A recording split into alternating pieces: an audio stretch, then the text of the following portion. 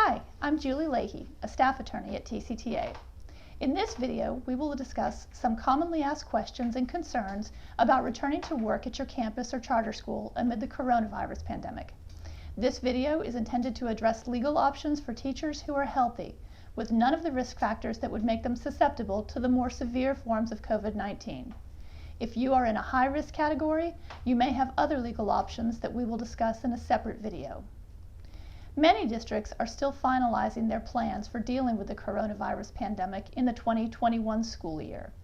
Further, there is no way of knowing what specific COVID-related circumstances will exist when teachers and students return to school. TCTA has sent several letters to Governor Abbott urging him to adopt a statewide policy that would do the following.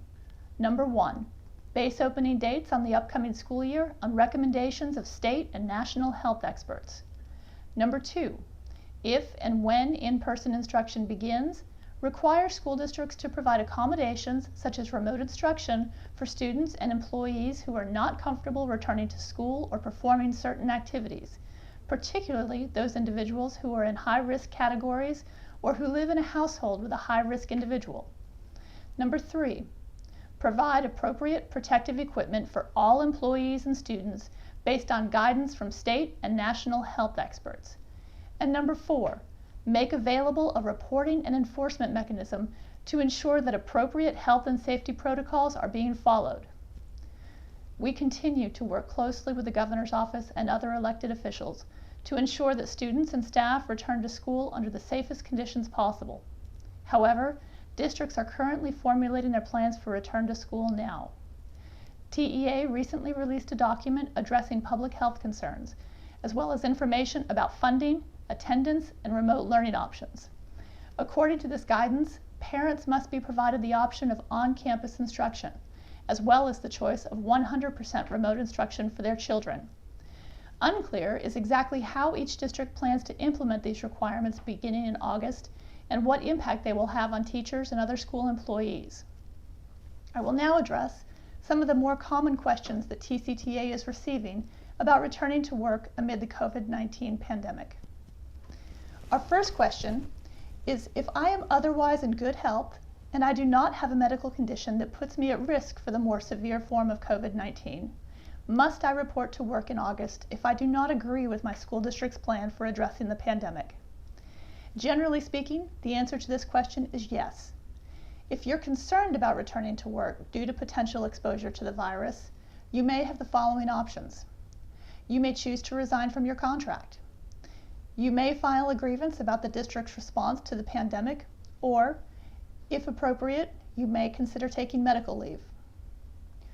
Although students do not return to instruction for several weeks, the Texas Education Code imposes a deadline by which you must submit your resignation to avoid potential sanctions on your certification. That deadline is 45 calendar days prior to the first day of instruction, which is already passed for most school districts. For districts with the first day of instruction in mid-August, the 45-day deadline has occurred in early July. So what happens if you decide to resign, but the deadline is passed? You may request to be released from your contract. If the district agrees, you may resign with no penalty in accordance with mutually agreed to terms. However, if the district declines to release you from your contract, you have a difficult decision to make.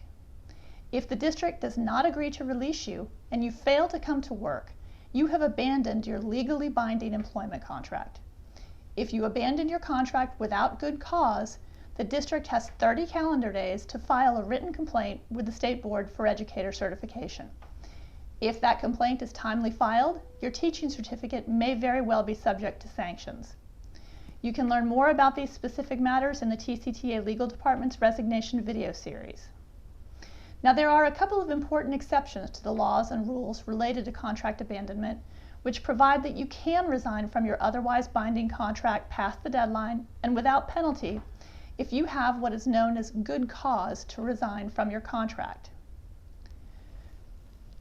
So are my concerns about COVID-19 considered to be good cause? That depends on your specific concerns. One reason to resign that is recognized as good cause for abandonment of contract is if you are ill or if a close family member has a medical condition that requires you to serve as a caregiver to them. This may apply to a teacher who has an elderly family member or a child who is vulnerable and requires attention and care. Please understand that this protection does not extend to someone who is thinking of quitting their job in order to accept another teaching position closer to home, even if that would allow you to devote more time to care for your family members. Good cause to resign from your contract only exists if you intend to quit your job to stay home and serve as a full-time, necessary caregiver. Good cause may also exist if you have experienced a significant life change resulting from the pandemic after the resignation deadline has passed. For example, if you lose housing or childcare and must move as a result. If you are a TCTA member who has been informed that you will not be released from your contract, but you are still considering not reporting to work, please contact the TCTA legal department immediately, before making a final decision and prior to submitting your written resignation. Our next question is, what if I am considering filing a grievance about my district's plan for addressing COVID-19?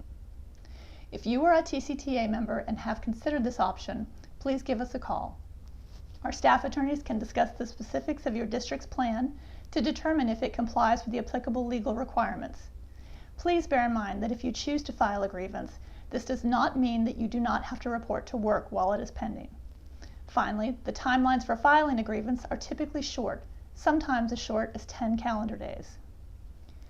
Our next question is, are there any types of leave that would allow me to stay home to care for a close family member who is vulnerable to the disease? Yes, such leave may be available to you. This is a complex issue that will be addressed in another video. TCTA members should contact the legal department to discuss your individual circumstances, and we'll help you determine whether you may qualify for the leave. If your district's Board of Trustees has not yet decided on its plan for the upcoming school year, TCTA encourages you to voice your concerns and work constructively with your trustees. The Texas Education Code gives you the right to speak individually to board members regarding school-related matters. You may contact them with your concerns and your thoughts regarding various options that they may or may not be considering. You should attend, virtually or otherwise, board meetings at which these issues are scheduled to be discussed. Many school districts offer live streaming of meetings, which enables your participation in the process while observing appropriate social distancing protocols. Even the most informed and concerned school districts are grappling with tremendous public health issues right now. The best way to make sure your concerns are heard and considered is to voice them in a constructive and professional manner. Thank you for watching this video, and be on the lookout for more videos concerning COVID-19 topics that are important to you.